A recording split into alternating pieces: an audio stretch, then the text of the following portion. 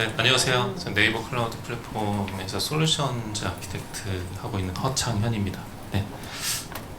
오늘 다른 트랙에서는 세션이 이미 끝난 걸로 알고 있거든요. 그리고 지금 이제 퇴근 시간이라서 얼마 안 들어오시겠다라고 생각했는데 너무 많이 들어오셔가지고 좀 당황했고 이렇게 AI 쪽에 관심도 많지만 특히 에이전트 쪽에 대한 키워드가 계속 화두가 되고 있어서 이렇게 좀 많이 들어와 주신 게 아닐까라는 생각을 하고, 일단 제가 경험했던 내용들에 대해서 좀 오늘 이해하기 쉽게 좀 설명드리도록 하겠습니다.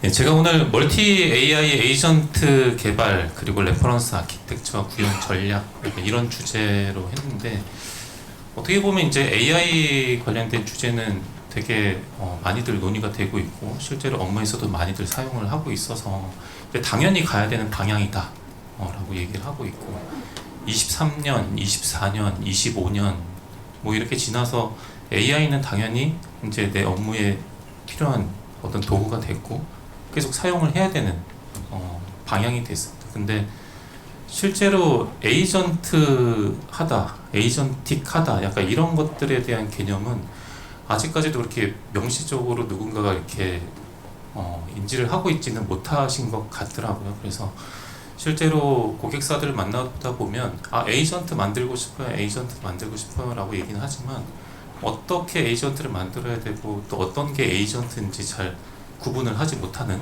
약간 이런 상황들도 좀 있어서 관련된 내용들 좀 설명드리도록 하겠습니다. 일단 여러분들 챗GPT 많이 쓰실 것 같은데, GPT에서 보면 내가 입력창에다가 어떤 프롬프트를 쓰고 엔터를 치잖아요. 근데 그것들이 각각에 대해서 내가 어떤 생성형 AI한테 명령을 내리고 그 명령을 내린 결과값을 받고 이런 절차, 이런 행위를 하는 것 자체가 내가 하나의 에이전트를 컨트롤한다라고 볼 수 있거든요. 근데 여러분들 여기 아마 개발자분들이나 엔지니어분들 많이 와 계실 텐데, 뭐 내가 오늘 코딩이나 이런 것들에 대한 어떤 답변을 얻게 하기 위해서 뭐 커서 AI나 뭐 다른 생성형 AI들을 내 용도에 맞게 또 사용을 하잖아요. 그런 거 자체, 행위 자체가 굉장히 에이전틱한 행위다 라고 저는 생각을 하고 있고, 여러분들이 이미 에이전트들을 다루고 있고 쓰고 있다 라는 좀 말씀을 드리고 싶고, 근데 이 멀티 에이전트, 그러니까 내 업무에 어떤 에이전트를 적용하려고 하면 이 에이전트 자체가 하나의 내가 어떤 프롬프트를 입력해서 수행을 하는 것이 아니라 내가 어떤 시스템화 시켜서 자동화시키고 그리고 하나의 역할을 잘하는 것들, 각각에 대한 에이전트와 에이전트 간의 연계를 통해서 이 시스템 프로세스를 자동화시키는 거, 이런 게 지금 에이전틱화 되는 프로세스라고 보시면 될 것 같아요. 여러분들 자체도 이미 에이전트를 쓰고 있는 거다. 근데 그걸 시스템화하고 있지 않고 내가 수동으로 명령으로 치고 입력해서 사용을 하는 거다. 근데 이 멀티 에이전트, 좀 더 복잡한 시스템, 좀 더 답변을 잘 얻기 위한 시스템, 그리고 여러분들 실제로 가지고 있는 어떤 업무에서 내가 가지고 있는 시스템 아키텍처에 내가 가지고 있는 어떤 요구사항들을 해결하기 위해서 각 모델들을 각 적지적소에 추가를 해야 되는데, 그거에 대한 프로세스들을 만들기 위한 방법들이 이 멀티 에이전트, 이 구성을 하는 방법들, 아키텍처라고 좀 이해를 하시면 될 것 같습니다. 그래서 간략하게 멀티 에이전트가 어떤 건지, 그리고 뭐 아키텍처는 어떤 것들이 있는지, 그 다음에 어떤 프레임워크, 그 다음에 뭐 레퍼런스 아키텍처 이런 것들 위주로 설명을 드리도록 하겠습니다. 일단 저도 실제로 업무하면서 계속 여러 가지들을 도구들을 많이 띄워놓고 있거든요. 외부에서 어떤 문서에 대한 검색을 하려면 퍼플렉시티 같은 프레임워크를 쓰고, 아니면 코딩할 때는 커서 AI 쓰고, 그다음에 저희 하이퍼클로바 X 같은 모델도 쓰고, GPT도 쓰고, 그리고 여러 가지 지금 오픈 소스로 나오고 있는 Q&A나 여러 가지 모델들도 쓰고 이렇게 쓰는데, 이 모델들을 항상 제가 쓸 때 보면 제 용도에 맞게 이렇게 쓴다라는 거죠. 그리고 항상 제가 쓰는 걸 보면 어떤 시스템 프롬프트를 하나 입력하고 그거에 대한 결과값을 받고 약간 이런 용도로만 쓰는데, 실제로 어떤 업무를 수행할 때 예를 들면 NL2 SQL이라고 해서 사용자가 자연어를 입력하고 그 자연어 입력한 거에 대해서 쿼리를 반환한다라고 했을 때 내가 어떤 사원 정보를 조회해줘 라는 명령을 날리게 되면 여러분들 아시겠지만 select 별표 from emp 이런 쿼리가 도출이 돼야 되잖아요.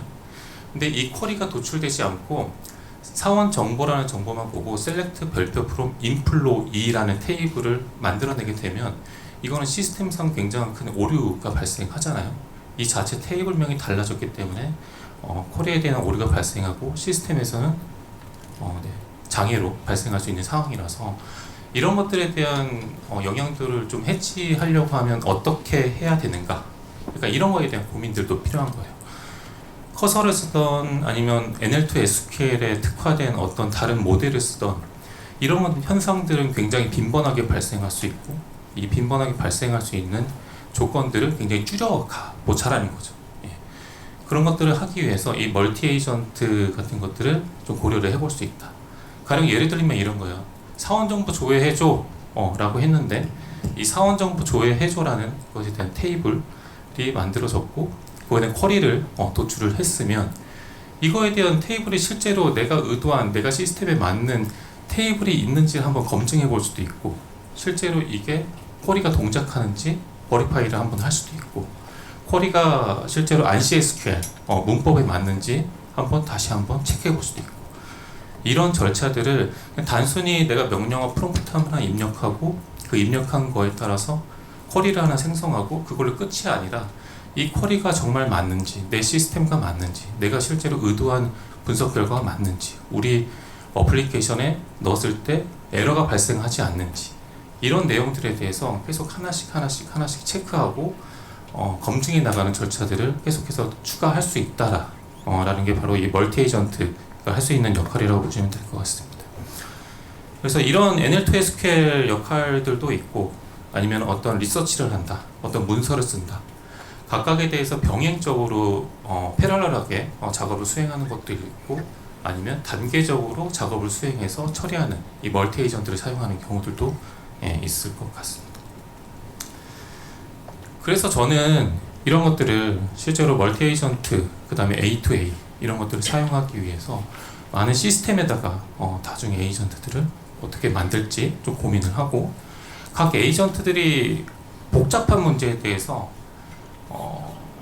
서로 대화한다라고 하죠. 우리가 보통 이렇게 보면 미팅을 만들고 어떤 한 문제에 대해서 토론을 하고 하나에 대해서 결과를 만들어내잖아요. 근데 이것 자체도 AI가 같이 대화하고 토론하고 하나의 결과들을 만들어내는 절차들을 멀티 에이전트가 할 수 있다는 겁니다. 그러니까 한 에이전트만 믿는 게 아니에요. 하이퍼클로버 X만 믿는 게 아니고 GPT도 한번 사용해보고 Q&A도 한번 사용해보고 이 사용을 하는 것 절차를 각각에 대해서 한번 버리피케이션 하는 것들을 각각에 대해서 요구 사항들을 하나에 대한 결과들만 만들지 말고 그 각각에 대한 합의된 결과들을 이용해서 실제로 답을 만들어내는 거, 이게 멀티 에이전트가 가지고 있는 핵심적인 키워드라고 보시면 될 것 같습니다. 근데 이게 단일 에이전트라고 해서 나쁜 건 아니고요. 실제로 복잡도가 높아지고 각각의 에이전트들이 많이 있게 되면 그만큼 토큰 생산 그리고 GPU를 많이 써먹게 되기 때문에 리소스에 대한 이슈도 있고 하기 때문에 단일 에이전트를 쓰는 것도 각각에 대해서는 어떤 태스크에서는 당연히 써야 되는 거고, 하지만 어떤 복잡한 업무 그리고 어떤 합의를 이뤄내야 되는 어떤 업무에 대해서는 이 멀티 에이전트를 좀 사용하는 것들이 굉장히 도움이 될 수가 있습니다. 그래서 실제로 제가 하고 있는 프로젝트 중에 하나가 이 로그에 대한 분석을 하고 있는 프로젝트가 하나 있는데, 이 로그 자체가 어떤 시스템 로그가 남겼을 때 이게 어떤 에러가 발생했는지에 대한 것들을 체크하는 이런 프로세스를 하나 만드는데, 이 절차를 하나의 모델로 체크하는 게 아니라 다양한 모델들 이용해서 이 남겨지는 로그가 에러 로그인지 아니면 어떤 폴트인지 장비 폴트인지 실제로 무시해야 되는 로그인지 이런 것들을 판단하는 것들을 각각 모델들이 수행을 합니다. 그래서 각 모델들이 수행하는 것들은 어떤 모델들은 에러에 관련된 문자열이 있는지 이런 것들을 체크하고, 어떤 모델은 해당 로그에 대한 패턴들을 학습해서 해당 패턴에 맞는 로그가 있는지 체크를 하고, 이런 것들을 각각에 대해서 토론을 통해서 합의를 통해서 이 로그가 이상 탐지가 됐다 라고 판단을 할 수 있는 이런 시스템들을 만들어내는 게 현재 수행하고 있는 프로젝트 중에 하나입니다. 그래서 이런 것들을 잘 수행하려면 각각에 대해서 어떤 에이전트를 수행하기 위한 프레임워크들이 지금 많이 나와 있고요. 여러분들 아마 아시겠지만 랭체인이라고 해서 지금 생성형 AI에서 여러분들이 사용할 수 쉽게 할 수 있는 프레임워크가 나와 있잖아요. 그래서 기본적으로 내가 어떤 RAG나 어떤 문서 청킹이나 세그멘테이션 이런 것들도 쉽게 할 수 있는 프레임워크인 랭체인에서 이제 랭그래프까지 나왔고, 랭그래프는 각각에 대한 이제 절차들, 프로세스들, 각각의 에이전트들을 배치하고 그 에이전트라고 하는 것들은 각 노드별로 구분이 되고, 각 노드와 노드 간에는 엣지로 연결을 해서 각 에이전트, 그러니까 생성형 AI를 하나씩 각 역할에 맞게 배치를 하는 거예요. 그리고 각각에 대한 노드들은 그 상태들을 같이 공유하고, 내가 작업한 결과들은 다른 노드로 다시 전달을 하고, 이런 식으로 수행을 해서 어떤 결과들을 순차적으로 쭉 만들어낼 때 이런 랭그래프 같은 프레임워크들을 쓰게 되고요. 오토젠 같은 경우에는 앞서 좀 설명드리기도 했는데, 어떤 여러 가지 복잡한 결과들을 단순히 하나의 모델로 판단하지 않고 여러 가지 모델들, A 모델, B 모델, C 모델, D 모델 이런 모델들이 있고, 이 모델들의 같이 합의를 거쳐서 하나의 결과들을 만들어내는 거, 이런 것들을 이제 잘 할 수 있게끔 만들어내는 프레임워크가 바로 이제 오토젠 같은 것들이 있습니다. 그리고 크루, 여기에는 지금 설명은 없는데 크루 AI 같은 프레임워크도 있고요.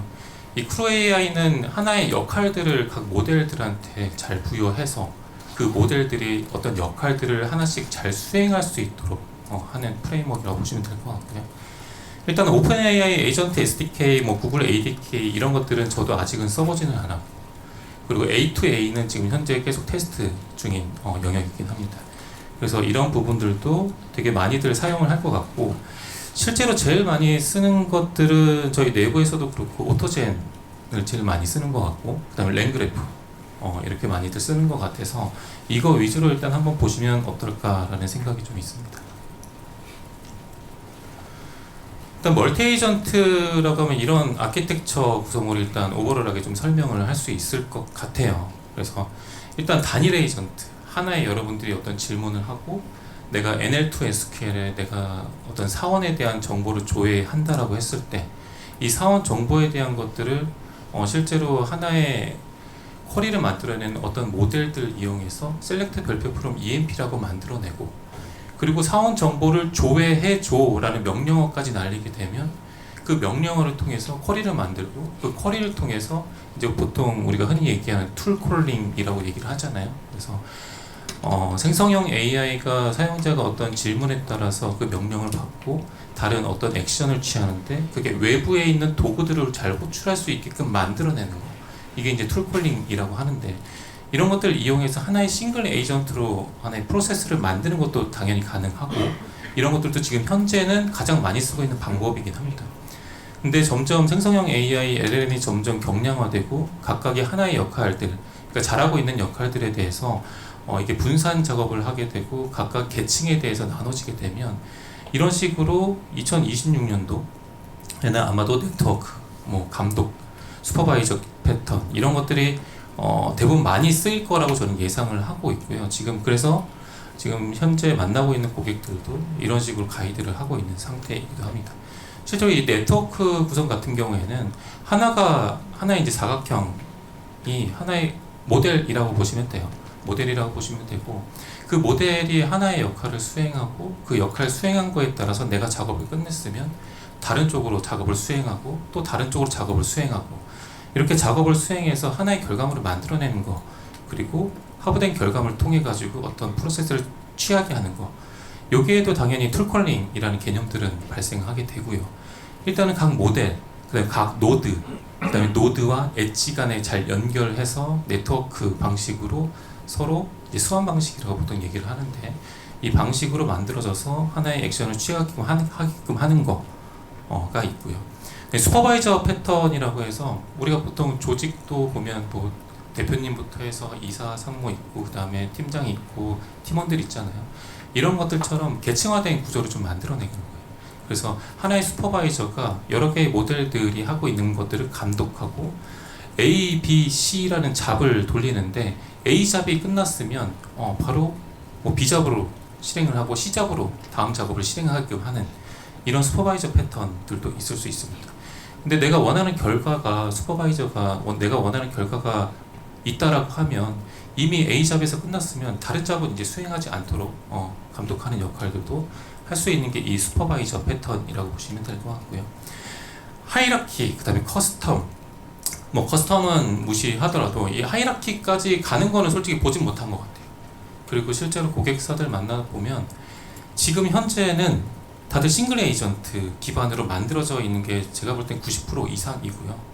각각에 대해서 이 모델이 어떤 작업을 수행하고 다른 모델이 작업을 수행하고 이 모델이 또 작업을 수행해서 어떤 프로세스별로 이렇게 쭉 도출해 내가는 거는 솔직히 외부에서 고객이 현재 구축 완료된 케이스는 전 보진 못했습니다. 다만 저희 내부에서 저희가 네이버 클라우드 내에서 테스트하고 있고 여러 가지 태스크들이 있는데 거기에서는 대부분이 이런 멀티 에이전트 기반으로 만들어지고 있다. 그리고 각 에이전트 기반으로 수행한 결과와 그 내가 수행한 결과들이 다음 수행한 결과들과 합쳐져서 어떤 서머라이즈를 한다던가 다른 액션을 취할 수 있도록 하게끔 하는 것들, 이런 것들이 굉장히 중요한 키포인트가 될 수 있고 생성형 AI가 처음에 나왔을 때 그 이제 파라미터 수가 가장 높은 것들, 굉장히 무거운 것들이 많이 나오지만 지금 현재는 경량화된 모델들도 굉장히 많이 나오잖아요. 그 경량화된 모델 자체가 A, B, C라는 모델이 있으면 각각이 잘하는 일들이 다르고 그 잘하는 일에 따라서 내가 작업을 수행할 수도 있지만 요새는 또 페프트나 SFT 같은 튜닝, 내가 가지고 있는 데이터 아니면 내가 해야 되는 어떤 업무 로드가 있으면 그 모델에 대해서 이제 튜닝을 하고 어떤 업무를 수행하게끔 하고 각각에 대해서 연계해서 그 결과들을 만들어내는 거, 이런 것들은 계속해서 이제 퍼질 거라서 당연히 멀티, 그 다음에 다중 에이전트를 활용해서 어떤 시스템 아키텍처를 그리는 것들은 굉장히 중요해질 겁니다. 그래서 네트워크, 슈퍼바이저 가장 많이 쓰는 건 이제 슈퍼바이저 패턴일 거고요. 예, 이 두 가지 패턴들은 좀 이해를 하시고, 그리고 툴콜링에 대한 개념에 대해서 좀 이해를 하셔서 외부에 있는 어떤 시스템과 연동을 한다던가 어떤 비즈니스 로직을 수행한다라고 했을 때 그거에 대한 로직들을 처리할 수 있는 이런 툴콜링에 대한 개념들도 각 네트워크든 슈퍼바이저든 해당 패턴에서 각 녹여서 결과물들을 호출하게끔 되어 있다 정도로 이해하시면 될 것 같습니다. 그래서 하나의 예를 들어보면 이런 거예요. 어떤 연구 과제를 주고 그거에 대해서 기사까지 작성하게끔 하는 어떤 태스크가 있다라고 하면 사용자가 LLM에 대한 동향에 대해서 조사 해소, 그리고 내 슬랙에다가 기고를 하고 그 다음에 노션에다가 메모까지 해줘 라는 어떤 명령어를 멀티로 이렇게 두 개를 날렸다라고 하면 태스크는 크게 두 가지일 거예요. 하나는 데이터를 찾는 거, 그리고 하나는 어떤 어플리케이션과 연동해서 그 어플리케이션에다가 작성하는 거, 이 태스크 두 개일 거고요. 그 태스크를 나누는 거죠. 그래서 하나의 감독관을 둡니다. 슈퍼바이저를 두고, 그리고 리서치 팀, 그 다음에 다큐먼트를 작성하는 팀, 이거 자체가 하나의 에이전트일 거고요. 하나는 리서치 팀 같은 경우에는 어떤 사용자가 입력한 데이터에 따라서 그 데이터를 찾아야 되니까 얘는 아마 툴컬링이 발생을 할 거예요. 그래서 외부와 연동을 해야 되고, 외부에 있는 것들은 어떤 걸 연동해야 되냐라고 보면 뭐 웹 서비스가 있을 수도 있고 아니면 어떤 오픈 AI가 있을 수도 있고 오픈 API가 있을 수도 있고, 이런 것들에 대해서 연동해서 데이터를 가져와서 찾아왔으면 그거에 대한 데이터들을 다른 에이전트로 넘겨주는 역할을 넘겨주는 것들이 이제 수행이 돼야 되는데, 그게 보통 이제 핸드오프라는 과정 통해서 다른 에이전트로 넘겨주게 되는 거고요. 그 넘겨받은 데이터들 이용해 가지고 내가 실제로 노션이나 아니면 다른 기사를 쓸 수 있는 데이터베이스에다가 입력을 해줘야 되는 절차들, 이런 것들에 대한 아키텍처가 이런 식으로 구성을 하실 수 있다는 겁니다. 그래서 각각에 대한 액션들은 팀장이 하나 조율을 하는 거죠. 그게 슈퍼바이저라고 하는 건데, 뭐 이렇게 구현하는 게 왜 이렇게 뭐 복잡하고 어려운가요? 그냥 질문만 하고 질문 하나 날리고 각각에 대해서 또 다시 어떤 어플리케이션과 연동해줘 라고 하는 명령어만 달리면 되는 게 아닌가요? 라고 생각하실 수 있겠지만 처음에 말씀드린 것처럼 한 명령을 날리게 되면 그거에 대해서 시스템화 시키는 게 굉장히 큰 화두가 될 거고요. 그 시스템화 시킨다라고 하는 거는 하나의 역할을 수행하게끔 한다라는 거고, 그 역할과 역할 간에 같이 연계해서 연동해서 데이터를 주고받고, 이 A의 역할이 끝나고 나서 B의 역할이 다시 수행이 된다라고 했을 때 그거에 대한 하나의 사이클이 만들어지고 수행을 해 나가는 거, 그거 자체가 지금 계속해서 얘기하고 있는 에이전틱 AI, 이거에 대한 핵심 키워드라고 보시면 될 것 같습니다. 그래서 그걸 하기 위한 패턴에 대한 말씀을 좀 드리는 거고, 그래서 슈퍼바이저, 그 다음에 뭐 네트워크, 스완 패턴, 이런 것들이 이런 여러 가지 문제점들, 하나의 에이전트가 해결하기 어려운 것들을 각자 합의해서 역할을 주고, 아니면 서로 모여서 단체 토론을 해서 하나의 결과물을 만들고, 이렇게 수행을 하게끔 하는 것들이 기본이다. 그래서 에이전틱하다라는 거는 이런 각각에 대한 역할을 주고 수행하게끔 하는 것이 기본이라고 이해를 하시면 될 것 같고요. 그래서 대표적으로 좀 많이 쓰는 게 앞서도 설명드렸지만 수함과 그 다음에 슈퍼바이저, 요 두 가지라고 보시면 될 것 같아요. 얘는 수함 같은 경우에는 자율성을 좀 주는 거예요. 그래서 내가 어떤 업무를 수행한다 라고 하면 A, B, C라는 직원이 있으면 A한테 이 작업 좀 수행을 하고, 이 작업 끝나면 B가 그 다음에 수행하고 C가 수행하고, 이건 너네들 좀 알아서 판단을 해. 그거에 대한 정의만 해놓는 거예요. 그리고 이렇게 정의를 해놓으면 실제적으로 어떤 작업이 끝나게 되면 그 작업에 대한 결과물만 가지고 이제 판단을 하게 되는 거죠. 여기에 이제 뭐 아까 설명드린 핸드오프 막 이런 과정들이 있긴 한데, 각각에 대한 역할을 처음에 이제 수행할 것들은 이제 생기게 되고, 이제 랭그래프에서 이제 이런 것들에 대한 그래프를 이제 정의를 하게 됩니다.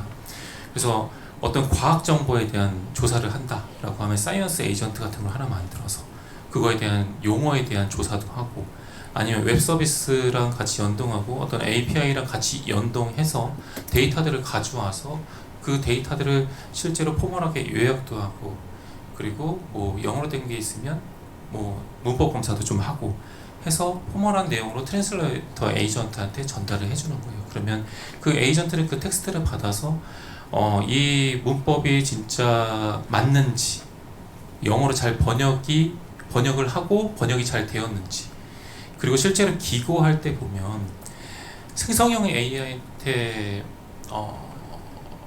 번역을 맡겨보신 분들은 아마 아시겠지만 이 번역이라는 게 잘 안 될 때가 있어요. 그러니까 산업화에 특화돼서 번역이 잘 안 될 때가 많아요. 그냥 일반적으로 약간 로우한 품질의 번역이 되는 경우도 많고, 나는 A라는 산업군, 예를 들어서 어떤 반도체나 원자력 막 이런 산업군에 있는데 내가 어떤 번역을 시켰을 때 그거에 대한 되게 포멀한 전문화된 단어를 쓰지 않고 굉장히 좀 평이한 문법으로, 그리고 문법도 좀 잘 틀리고, 그러니까 이런 것들이 번역되는 케이스들이 굉장히 많거든요. 그래서 그런 것들에 대한 용어에 대한 체크, 그다음 용어에 대한 수집, 이런 것들도 변환하는 것도 에이전트가 하는 역할 중에 하나라고 저는 생각을 하고, 그거에 대한 것들의 역할을 하나씩 부여를 하는 겁니다.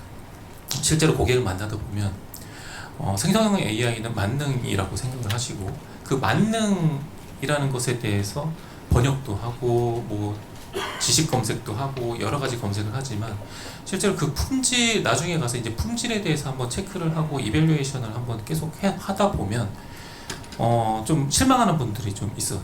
네. 본인과 우리가 회사가 가지고 있는 용어를 쓰지 않고 그냥 범용적인 모델이기 때문에, 그래서 이거에 대한 체크를 하고 각 데이터들을 이용해서 튜닝을 하고, 그 다음에 한번 그냥 이밸류에이션도 계속 돌려가면서 뭔가 최적화 시켜나가는 작업들이 필요합니다. 그래서 이런 작업들 자체가 에이전트와 에이전트 간의 연동 통해서 할 수 있고, 각 플로우들을 그려가면서 할 수 있다 라고 이해를 하시면 될 것 같고, 이 슈퍼바이저 같은 경우는 실제로 감독관이 하나가 있는 거죠. 그래서 이것도 앞서 설명드린 것처럼 비슷한 케이스이긴 한데, 얘는 A라는 작업이 끝나고 그 수함 같은 경우에는 A, B, C라는 작업이 있다라고 하면 그 A 작업 끝나고 B 수행하고 C 수행을 했을 텐데 얘는 A 수행했어요, B 수행했어요, C 수행했어요. 슈퍼바이저가 하나씩 감독하고 관리하는 역할들을 합니다. 그래서 실제로 어떤 절차적인 태스크 같은 경우에는 저는 수함 같은 패턴이 전 더 맞다라고 생각을 하고 있고, 그때 이제 랭그래프 이용해서 각각에 대한 그래프와 그리고 노드와 엣지와 그다음에 스테이트 이런 것들에 대한 관리들을 해나가면서 프로세스별로 진행을 하는 게 맞다라고 생각을 하고 있고, 슈퍼바이저 같은 경우에는 이제 단일 작업들 그리고 여러 가지 작업들을 같이 병행해서 수집을 하거나 하나의 작업을 했을 때 이 결과가 만족된다라고 하면 굳이 다음 B 작업을 할 필요 없잖아요. 그래서 그 작업들을 수행하지 않아도 될 때, 만약에 병렬로 뭔가 작업을 처리하는 게 아니라 순차적으로 작업을 처리해야 되는 태스크 같은 경우에는 이런 슈퍼바이저 패턴이 좀 더 맞다라고 생각은 하고 있습니다. 그렇지만 저희 같은 경우에는 저희 내부 사례들을 좀 조사를 해보면 슈퍼바이저 패턴을 좀 많이 쓰고 있는 것 같아요. 이게 샘플 코드도 좀 많은 것 같고 사례들도 좀 더 많은 것 같기는 합니다. 그리고 모델한테 모든 걸 다 맡기고 각 프로세스별로 이렇게 쭉쭉쭉쭉 수행하면 이거에 대한 디버깅에 대한 리소스들이 좀 별도로 또 들어가는 것들이 있어요. 그래서 그런 것들도 약간 해치하기 위해서 슈퍼바이저 패턴을 좀 더 많이 쓰는 것 같고요.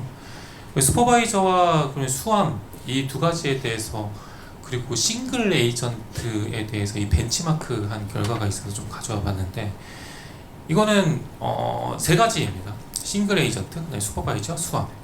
그 다음에 실제로 이렇게 했을 때 어떤 작업에 대해서 서비스에 대한 혼잡도가 굉장히 높을 때, 내가 많은 작업들을 막 줬을 때 싱글 에이전트가 낫냐 아니면 수함이 낫냐 슈퍼바이저가 낫냐, 이거에 대한 벤치마크를 한 케이스예요. 그래서 타워 벤치라는 걸 돌린 거고, 이 스코어 결과론적으로 얘기를 드리면 슈퍼바이저나 수함이나 그렇게 큰 차이는 없는 것 같다 라는 게 결론이고, 서비스 복잡도가 굉장히 증가하고 업무에 대한 절차도, 그 다음에 내가 하고자 하는 복잡도가 이렇게 증가하면 싱글 에이전트하고는 비교하지 못하게 자원이나 토큰 생성량도 굉장히 줄어든다. 근데 싱글 에이전트 같은 경우는 자기가 모든 작업들을 다 수행을 해야 되는 거예요.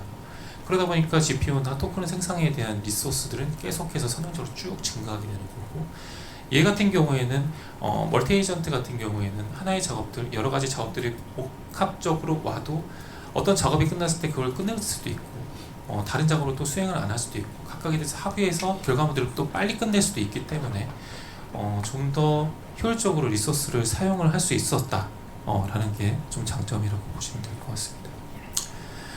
그리고 지금 제가 말씀드린 거는 이제 수함과 랭그래프 기반으로 해서 좀 설명을 드렸는데, 오토젠이라는 프레임워크가 또 따로 있어요. 이 오토젠 같은 경우에는 컨버서블 에이전트라고 불립니다. 이게 대화 기반의 에이전트거든요. 그러니까 저도 이게 되게 너무 신기했는데, 랭그래프 같은 경우에는 그래 모델을 두고 절차적으로 하나의 작업이 끝나면 두 번째 작업을 수행을 하고 그거에 대한 작업 결과들을 도출을 해내는 거, 그래 오케이. 근데 야 에이전트 1번 와, 에이전트 2, 3, 4, 5번 와서 야 우리 같이 한번 토론해보자. 약간 이런 토론이라는 컨버서블이라는 표현을 쓰거든요. 이거 자체가 저는 되게 약간 처음에 봤을 때 되게 쇼킹했어요.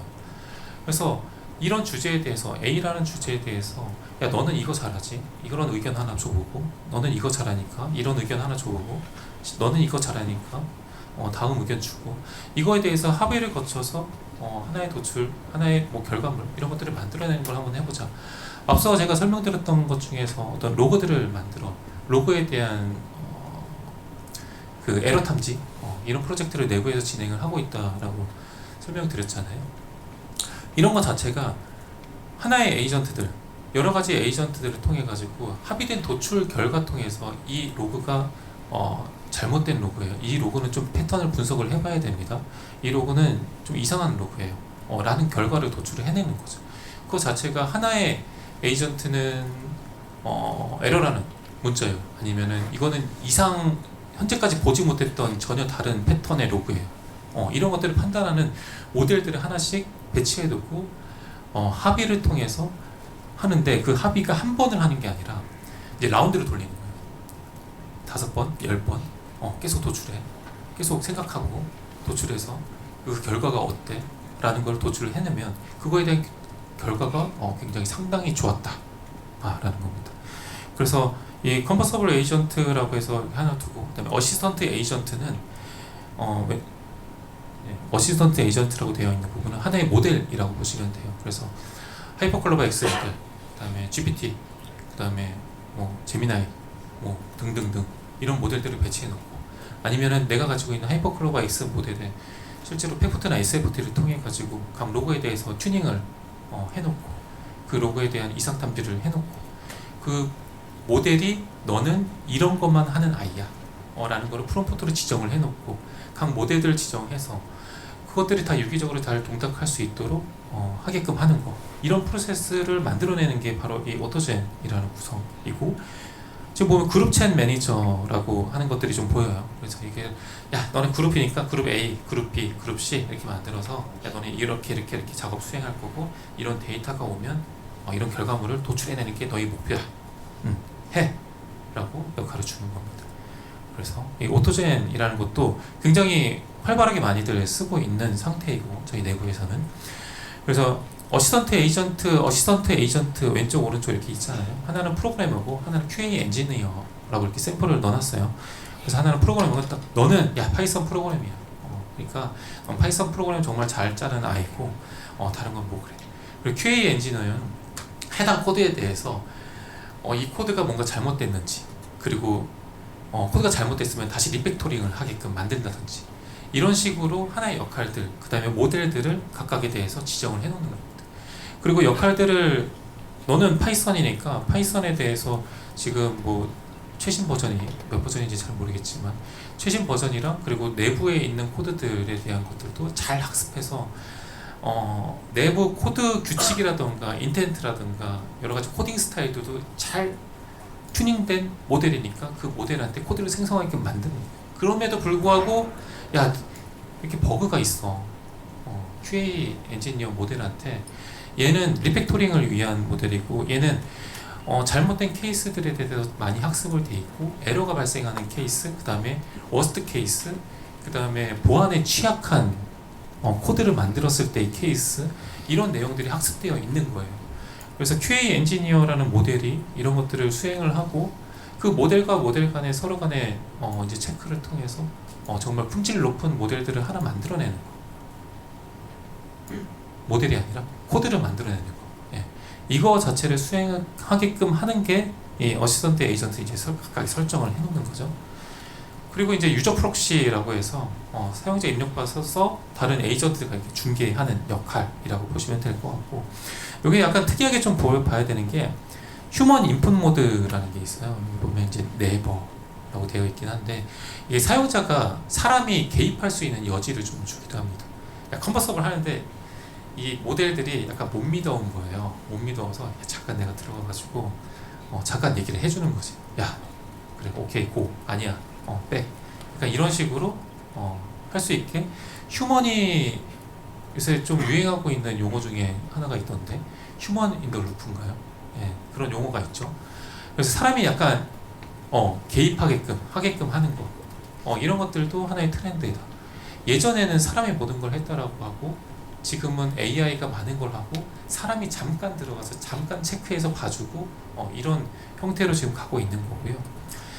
그리고 그룹챗 같은 경우에는 이제 보시면 에이전트 상단에 아규먼트로 에이전트의 프로그래머, 그다음에 QA 엔지니어 이렇게 들어가 있잖아요. 이거에 대한 에이전트들이 야 너네 그냥 그룹챗으로 만들었으니까 야 이제 이 작업들 수행해. 그러니까 이런 샘플 코드입니다.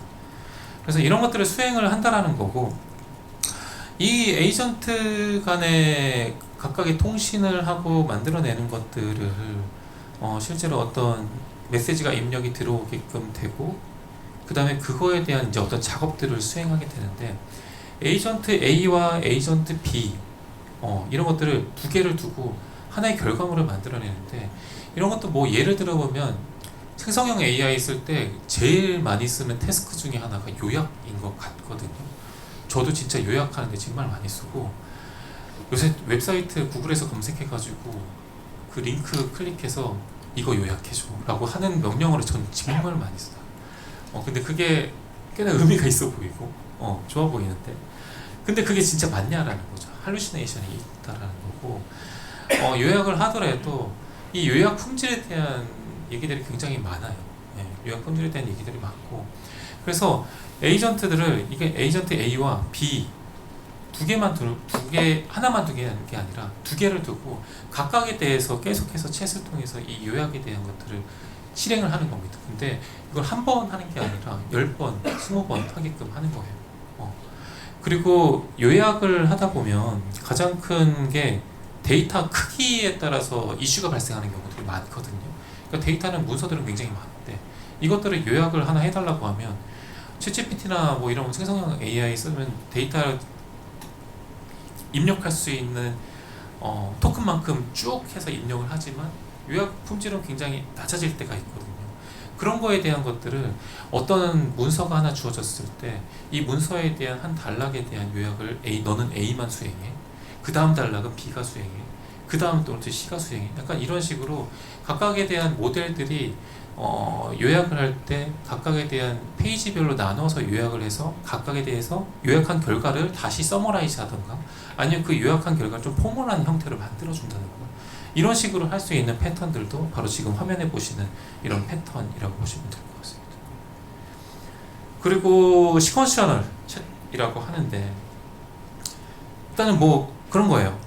이 요약을 하더라도 여러 가지 에이전트들, 그러니까 두 개의 에이전트가 아니라 에이전트 A, 에이전트 B가 요약한 거, 아니면 요약이 아니라 어떤 다른 태스크가 있을 때 어떤 결과물을 만들어냈다라고 하면 에이전트 A와 B가 서로 논의해서 대화해서 토론해서 결과물을 만들어냈다면 그 결과물을 계속 캐리오버 넘겨주는 거예요. 그래서 에이전트 A와 C 같이 논의하고 에이전트 A와 D가 논의하고 에이전트 D와 B가 논의하고, 이런 식으로 데이터를 계속 넘겨주면서 데이터를 정규화시켜가는 과정들, 이런 것들도 멀티 에이전트 패턴에서 많이들 사용하는 패턴이고, 이걸 하게 되면 리소스는 굉장히 많이 차지하고 시간은 좀 느리겠지만 굉장히 좋은 품질의 데이터를 얻을 수 있을 거라고 생각을 하고, 저희도 테스트 중인 태스크 중에 하나라고 보시면 될 것 같습니다. 그래서 이런 프레임워크들이 많이 나오고 있다라는 거예요. 그래서 오토젠, 그래서 뭐 다른 에이전트 간의 뭐 자율적인 협업, 토론 기반으로 가차 만들어내서, 이 토론이라는 말을 쓰는 게 아직도 되게 어색한데 이 토론을 통해서 뭔가 결과물을 만들어내는 거, 에이전트 A와 에이전트 B가 토론해서 만들어내는 거, 이런 거 자체가 굉장히 잘 사용할 수 있다라는 거고, 랭그래프를 이용해서 어떤 절차적인 노드와 그 다음에 엣지, 각 노드와 노드를 연결해 주는 걸 엣지라고 하거든요. 그리고 각 노드에서 발생하는 데이터들을 하나의 스테이터스 값으로 다시 다음 노드에다 넘겨주는 것들, 이런 것들에 대한 것들을 랭그래프로 처리를 할 수 있을 거고, 큐르 AI라고 해서 하나의 역할 기반의 어떤 작업들을 수행하고 그 역할 기반의 작업 수행한 것들을 하나로 만들어주는 것들, 이런 것들도 좀 자세하게 설명은 안 드렸지만 고려해 볼 수 있다. 그래서 어떤 제가 좀 드리고 싶은 얘기는, 어떤 한 플랫폼에 종속되기보다는 여러분들이 나는 랭체인을 많이 썼으니까 그냥 랭그래프 그냥 임포트해서 쓰면 솔직히 파이썬 라이브러리에서 그냥 엄청 쉽게 사용할 수 있는 거잖아요. 근데 그렇게 하지 마시고 오토젠이라는 것도 한번 써서 각각에 대해서 프레임워크에 가지고 있는 장점들을 잘 활용을 하고, 그 다음에 내가 가지고 있는 태스크들을 좀 더 잘 풀리기 위한 에이전트들의 배치, 그 다음에 에이전트와 에이전트 간의 통신, 이런 것들을 잘 고려해보는 것들이 굉장히 중요하다라는 겁니다. 그래서 레퍼런스 아키텍처를 좀 간략하게 좀 설명드리면, 뭐 레그, RAG 너무 잘 아시는 분야이고, 생성형 AI가 솔직히 나와서 이 어떤 업무 시스템에 적용해서 본격적으로 저는 제일 많이 쓰고 있는 분야이고, 고객들이 가장 요구사항이 많은 분야 중에 하나가 이 RAG, 레그라고 생각을 해요. 아직도 그렇고 지금도 현재도 계속 여러 고객들 만나면서 해당 프로젝트들을 수행을 하고 있는 상태입니다. 근데 이런 레그에도 정말 많은 절차들이 있잖아요. 데이터들이 한 곳에 있고 그 데이터들을 세그멘테이션하고 청킹하고 그 청킹한 결과값들을 이용해서 인베딩하고 벡터 DB에 넣고 내가 질문한 것과 가장 유사도가 높은 결과들을 벡터 DB에서 가져와서 포멀한 형태로 데이터를 만들어서 출력해주고 그거에 대한 우리 회사만의 특화된 생성형 AI 활용 특화 모델 어떻게 보면 막 이렇게도 얘기를 하시고 이런 플랫폼에서 실제로 보면 사용자가 질의한 거에 대해서 고객사 나와서 좀 얘기를 들어보면 사용자가 질의한 거에 대해서 하나의 질의에 대해서 하나의 벡터 DB에서 찾는 경우도 많고 근데 시스템들은 굉장히 많고 이 벡터 DB를 좀 여러 개 둬서 리트리버 에이전트들을 두고 각 에이전트들은 슈퍼바이저가 각각 검토하게끔 하고 데이터를 가져와서 다시 서머라이저하고 이런 식의 절차들도 할 수 있고 그 다음에 내부에 있는 시스템, 내부에 있는 벡터 DB에서 있는 데이터만 가져오는 게 아니라 외부에 있는 웹 서비스, 그 다음에 어떤 MCP 서버, 그래서 MCP 서버도 연동을 굉장히 많이 하죠. 그래서 MCP 서버와 연동을 해서도 데이터를 가져와서 그 데이터들을 좀 더 풍부하게 만들어주는 거 이런 것들을 할 수 있는 게 바로 이 에이전트들 간에 같이 프로세스 아키텍처를 만들어서 수행을 할 수 있다는 거예요. 실제로 고객사 나가보면 저희 네이버 클라우드 플랫폼에서 제공해주는 그 클로버 X라는 게 있어요. 예, 클로버 X라는 게 있는데 그 클로버 X에서 질의한 거랑 본인들이 구축한 RAG 시스템에서 질의한 거랑 답변 품질이 왜 다르냐라고 얘기를 하거든요. 근데 지금 클로버 X에서 답변 품질이 좋은 이유는 똑같은 질의를 해도 좋은 이유는 웹 서비스 가서 한번 데이터를 더 가져와요. 예. 그렇기 때문에 같은 질의를 하고 같은 모델을 써도 내가 어떤 절차 한번 외부에 있는 데이터를 한번 가져와서 가공을 하는 것과 그냥 모델 하나 제공받았으니까 하이퍼클로버 X H005, 007 뭐 이런 모델들이 있는데 이런 모델들에 있는 답변들만 그냥 이용하는 것보다는 여러 가지 에이전트들을 두고 데이터들을 여러 군데에 수집해 와서 정말 이 데이터가 맞아? 좋은 데이터야? 그 사용자가 질의한 것과 정말 일치해? 좋아? 라는 걸 결과물을 만들어내서 답변을 만들어내는 거 이런 것들이 굉장히 품질을 높이는 데 도움을 줄 수 있습니다.